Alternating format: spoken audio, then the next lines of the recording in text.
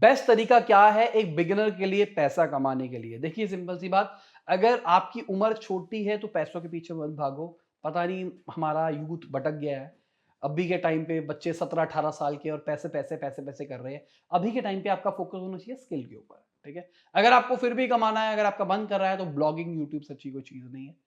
Content लिखो, rank कराओ, AdSense लगाओ, एफिलिएट मार्केटिंग करो, पैसा कमाओ।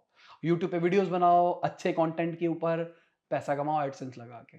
नीचे डिस्क्रिप्शन में लिंक दो, एफिलिएट मार्केटिंग करो, पैसा कमाओ। स्पॉन्सरशिप करो, वहाँ से पैसा कमाओ। पैसा बहुत है मार्केट के अंदर, पर सिंपल सी बात, अगर आपने अपनी छोटी उम्र के अंदर जो लर्निंग कर्व थी, उस पे लर्निंग के ऊपर ध्यान नहीं दिया, मनी के ऊपर ध्यान दिया, तो ज़िंदगी भर स्ट्रगल करोगे, मैं बता रहा हूँ।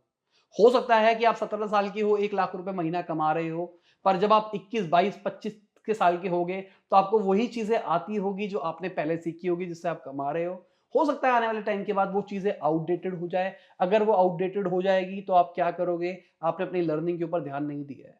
इसलिए लर्निंग पे ध्यान दो। Learning is most important thing.